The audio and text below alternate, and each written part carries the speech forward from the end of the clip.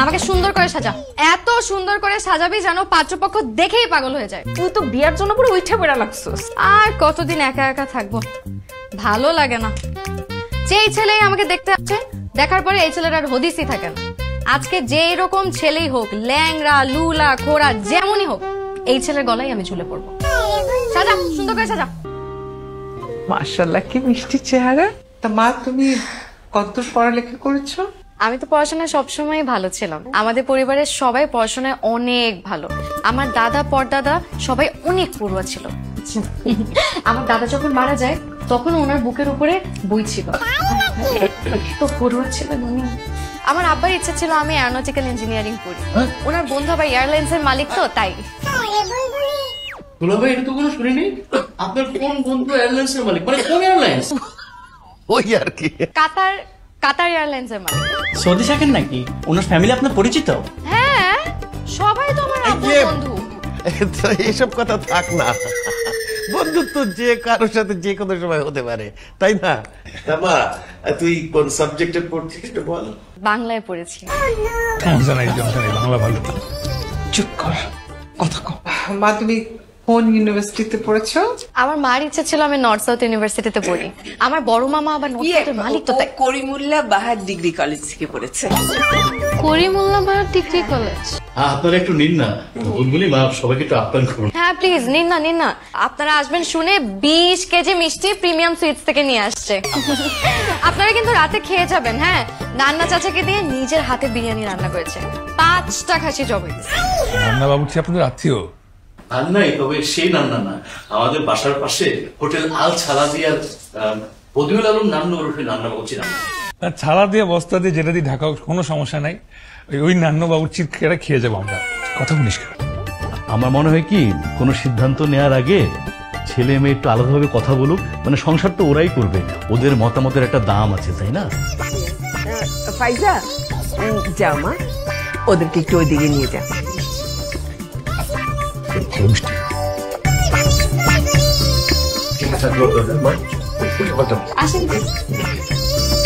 বিষয়টা একটু আপনার জন্য বিব্রতিকর। না না, বিব্রতকর কেন হবে?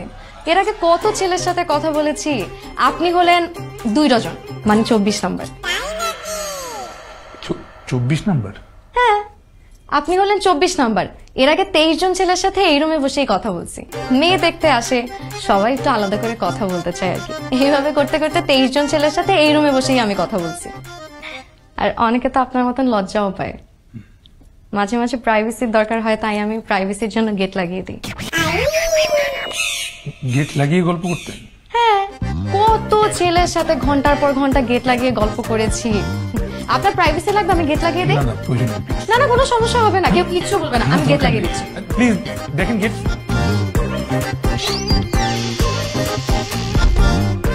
গেট লাগিয়ে দিয়েছি, এখন আর কেউ ডিস্টার্ব করবে। বলেন কি বলবেন?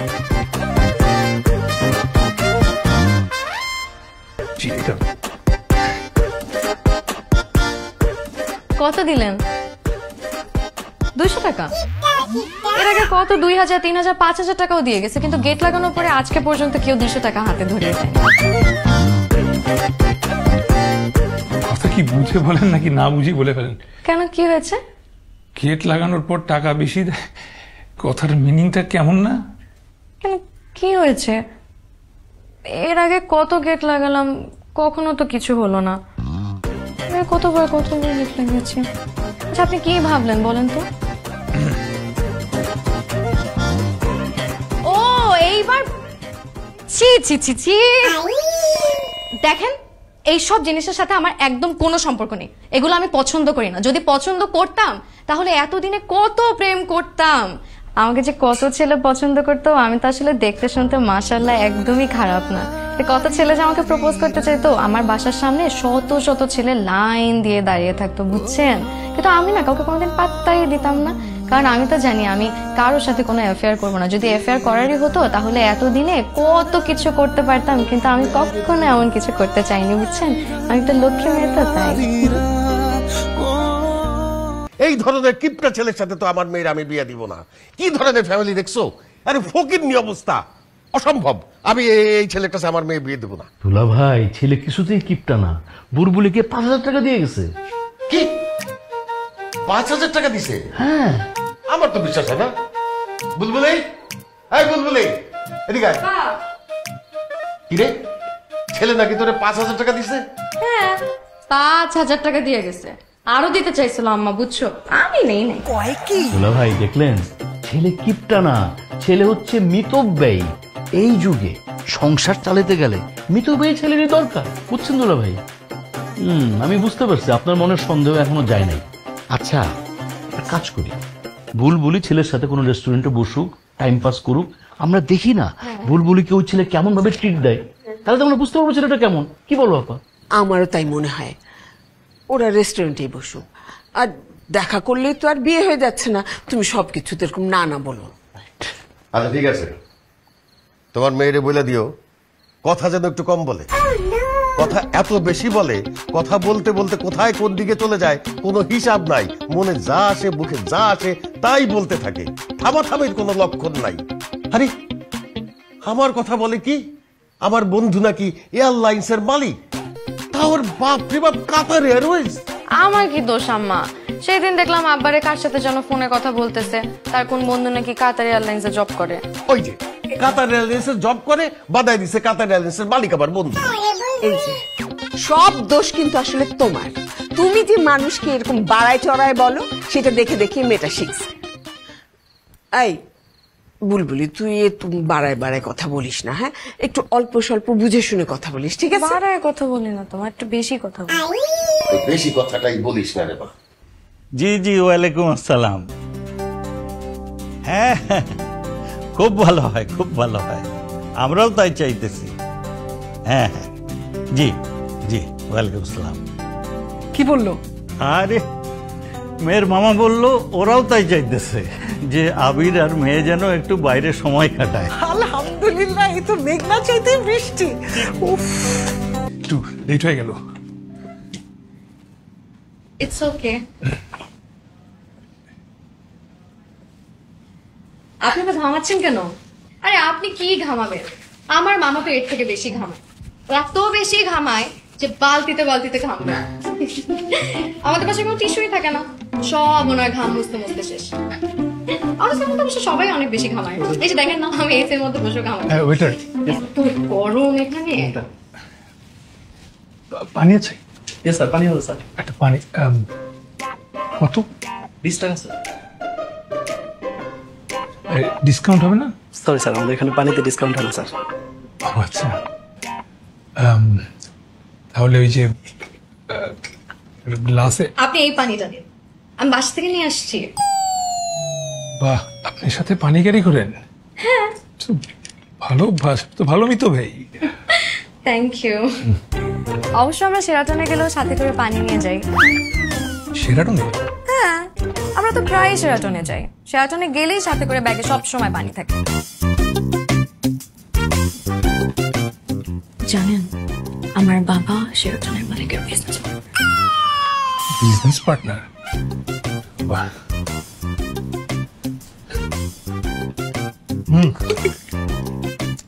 চল বাদাম খাই। বাদাম না বসে বসে খাইতে অনেক ভালো লাগে, আমি ছেড়ে দিচ্ছি, আপনি খান। সরি স্যার, আমাদের এখানে বাইরের ফুড অ্যালাউ না স্যার। এটা তো ফুড না, এটা তো বাদাম। Sir we are extremely sorry sir, আপনাদেরকে অর্ডার করতে হবে স্যার।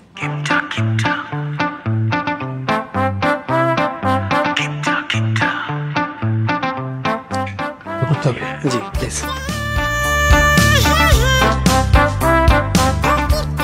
আচ্ছা, আপনার কি খাবার পছন্দ? আমার পছন্দ ক্যাভিয়ার, টুনা ফিশের সালাদ, স্যালমন। টুনা ফিশের সালাদ না হলে না আমার রাতে খাবারই হয় না। থাই স্যুপ দিই?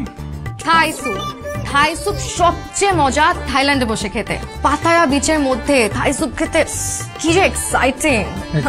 থাইল্যান্ড গেছেন? না, আমার বান্ধবী গেছে। আমার বান্ধবীর তো সব ঘোরা শেষ, ইউরোপ, আমেরিকা, কোনো কিছু বাদ নাই। ওর পাসপোর্টের সাথে আরো তিনটা পাসপোর্ট অ্যাডেড, বুঝছেন? মানে খালি সিল আর সিল। আমি তোকে দেখলেই সবসময় জিজ্ঞেস করি তুই কি আসছিস না যাচ্ছিস। আর ও যে কি পাগল, সব দেশে গেলে আমার জন্য কিছু না কিছু নিয়ে আসবে। এই যে আমার এই ড্রেসটা, এটা কিন্তু চায়না থেকে নিয়ে আসছে।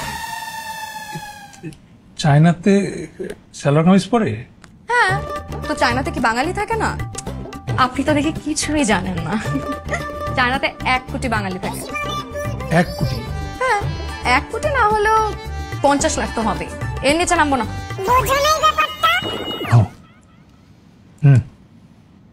স্যার অর্ডারটা প্লিজ। অর্ডারটা স্যার।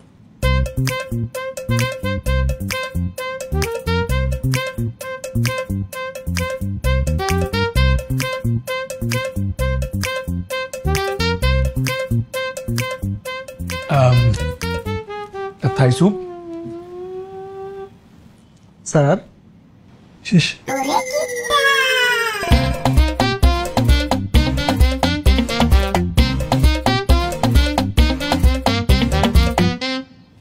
ও আর একটা এক্সট্রা চামচ আর একটা এক্সট্রা বাটি। ঠিক আছে। খামাখা রেস্টুরেন্টে দেখা করলাম, আমি তো পার্কে দেখা করতে পারি না, পার্কে তো এসি নাই, রেস্টুরেন্টে তো এসি আছে। আমি বললাম না আমার এসির মধ্যেও গরম লাগে।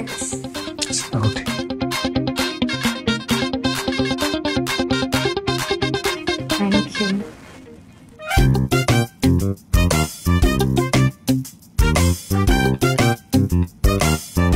স্যার বাইরের ফুড অ্যালাউড স্যার।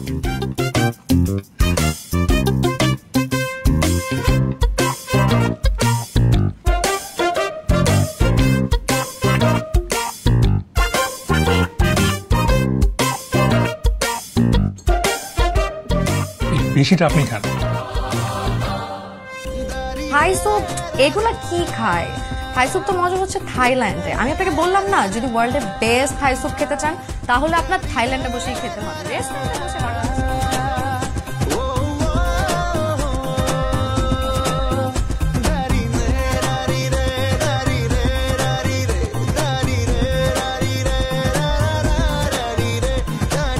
বলিস কি লা মেরিডিয়ান? হ্যাঁ, লা মেরিডিয়ানে নিয়ে গেছে। তারপর কত কিছু যে খাওয়াইছে, চিকেন থাই স্যুপ, ওনথন, ভেজিটেবল কারি, বিফ সিজলিং, আরো কত কিছু। এগুলো তো চাইনিজ খাবার, এগুলো যদি খাওয়াবে তাহলে লা মেরিডিয়ানে নিয়ে গেল কেন?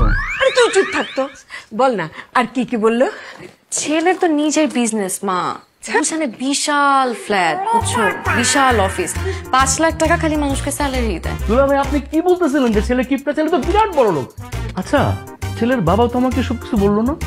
না, এইসব জিনিস তো আসলে মানুষকে বলার মতন না, এগুলো তো লুকিয়ে রাখতে হয়, বুঝে না? মানুষের তো নজর খারাপ, চোখ টাটায়। শোন, এই ছেলেই আমার পছন্দ, এর সাথেই আমি আমার মেয়ের বিয়ে দিব। তুমি কিন্তু আর কোনো কথা বলতে পারবা না, হ্যাঁ? এইটাই ফাইনাল।